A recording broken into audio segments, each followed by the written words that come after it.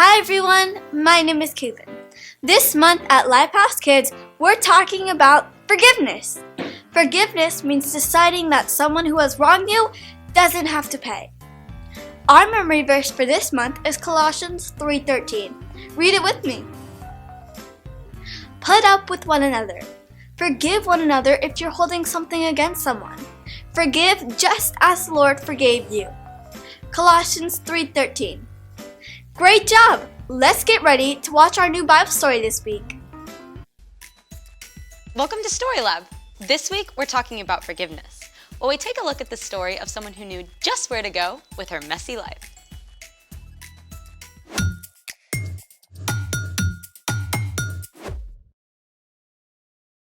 Hey, I'm Skylar. And I'm Sebastian. We're talking about forgiveness, which is deciding that someone who has wronged you doesn't have to pay. Speaking of forgiveness, Yes, you know how we're all works in progress? of course. And you remember that beaker full of delectable M&Ms that you left on the counter yesterday? Oh, right. Thanks for reminding me. I totally want a snack right now.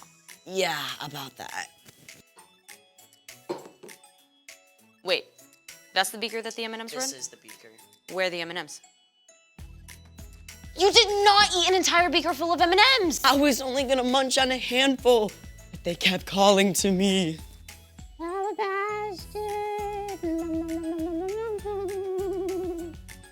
I cannot believe you ate all of my M&Ms. I feel terrible. Bet your stomach did too. True story. I'm really sorry. I'll get you some more. I forgive you. Thank you. I'm gonna get you some more, I promise. Cool. But I know something we can do with it first. Something better than M&Ms? Yep. Let's make it. Step 1. Take a candle and place it in the center of the dish. Step 2. Put a few drops of light food coloring in a container of water. Because around here, we love food coloring.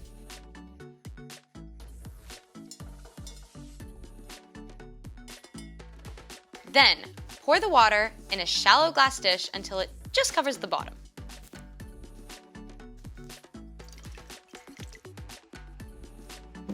Step 3. Light the candle. Grown-up alert, grown-up alert. Yes, make sure you have a grown-up present. Or you may accidentally do something that requires a lot of forgiveness. That was a little dramatic. Yeah. Step 4. Cover the candle with a glass beaker. A conveniently empty glass beaker. Then the final step is you're going to put a few drops of dark food coloring around the rim.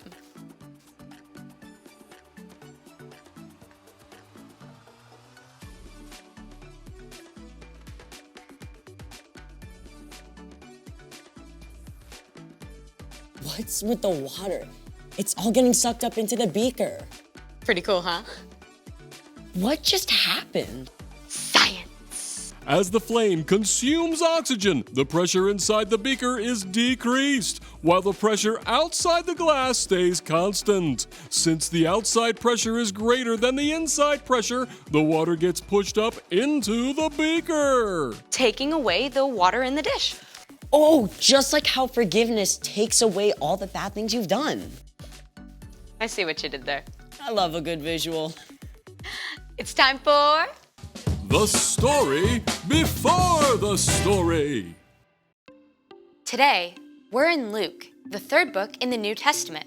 But before Luke, in the very beginning, out of a deep love, God made an amazing world. But when people turned away from God, the world was broken. God made a plan to draw people back into relationship. So, at the right time, God sent a tiny baby to be born in the small town of Bethlehem. God's very own son, Jesus.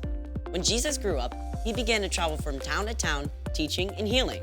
And while most people loved him, the religious leaders grumbled. That Jesus was changing the way they'd always done things. And they didn't like it. One bit. Which is where our story starts. Take it away.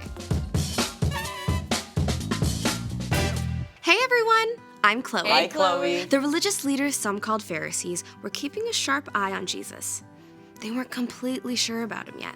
So, one of them, a man named Simon, invited Jesus to have dinner at his house. But even though Simon gave Jesus the honor of inviting him for dinner, Simon left out something important. See, at this time, everyone wore sandals, no socks. And when they walked the city streets, they got whatever was on those streets all over their feet. Use your imagination. Ugh. So, usually, when a guest came to your house, servants would wash their feet right away. As a sign of honor, you might give them a kiss and anoint their head with oil. But Simon didn't do any of this for Jesus. And someone noticed. A woman from town had heard Jesus was going to be at Simon's home. She lived a difficult life and done many wrong things, but she knew that Jesus' love and mercy were greater than her sins. She desperately wanted to see Jesus, so she came to Simon's house and saw where Jesus sat at the table. Now, you've got to understand something about how people sat to eat at this time. Tables were low down, so you actually sat on the floor.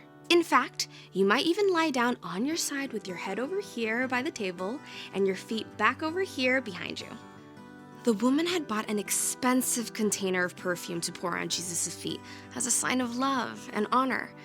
She must have thought it was terrible that no one had offered to wash his feet and wanted to do it herself. But she didn't have water or a towel. So this woman actually used her own tears to wash Jesus' feet and wipe them with her hair.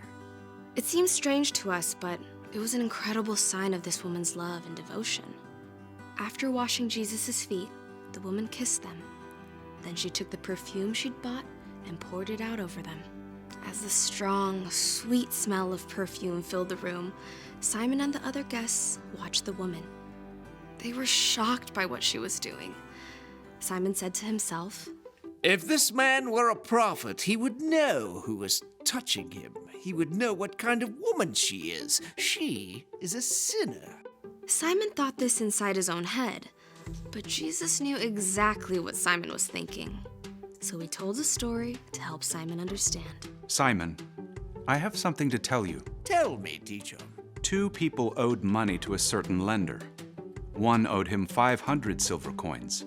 The other owed him 50 silver coins. Neither of them had the money to pay him back, so the lender let them go without paying. Which of them will love him more? The room was so quiet, you could hear a pin drop. At last, Simon spoke. I suppose the one who owed him the most money. You are right. Do you see this woman? I came into your house. You did not give me any water to wash my feet, but she wet my feet with her tears and wiped them with her hair. You did not give me a kiss, but this woman has not stopped kissing my feet since I came in. You did not put any olive oil on my head, but she has poured this perfume on my feet. Wow, Simon got called out. Simon had invited Jesus out of curiosity, but he hadn't shown him any love or respect. This woman's many sins have been forgiven. She has shown that she understands this by her great acts of love. But whoever has been forgiven only a little, loves only little. Your sins are forgiven. Excuse me. Who is this who even forgives sins? The other guests whispered and exclaimed in shock, but Jesus smiled at the woman with deep love in his eyes. Your faith has saved you. Go in peace. The room was filled with religious leaders who were quick to call the woman a sinner. But they didn't look at their own lives. They didn't see their pride and hard hearts needed forgiveness just as much as the things this woman had done. The end. I gotta be honest, all the feet washing and perfume stuff seems a little bit strange, but she was all in for Jesus. Exactly. She saw how much she needed Jesus. All the religious leaders missed it. They thought they had it all together. They didn't think they needed Jesus or his forgiveness. So, what's our part in this story? Jesus made it clear. Everyone needs forgiveness. Not just the guy who robbed a bank or the school bully. All of us have done things wrong. We've all messed up. And those wrong things, big and small, have broken our relationship with God. They make us feel far away from God. We all need forgiveness. It's why God sent Jesus to be here on earth with us. Jesus showed us how to live. He's the only one who never sinned, and then Jesus laid down his life for us. When Jesus rose to life again, sin and death were defeated. When you choose to follow Jesus and ask God for forgiveness, God wipes away the wrong things that you've done. God looks at Jesus' perfect life instead of your sins and says that you don't have to pay for those sins anymore. That's the most amazing thing ever. So don't miss this. You've done wrong things. You need to be forgiven. But because of Jesus, God is ready and willing to forgive you and wipe away the wrong things you've done right this second. That's amazing. Enjoy! See you next time! Bye, Chloe. So here's the thing. Everyone needs forgiveness. Just like you forgave me for the M&Ms. Wow, thank you. Can I have a few? A few.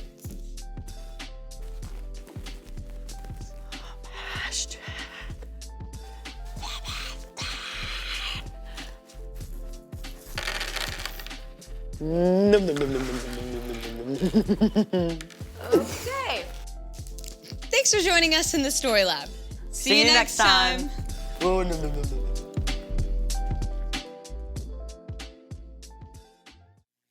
Thanks for joining us. Just a reminder, we are reading the New Testament this year.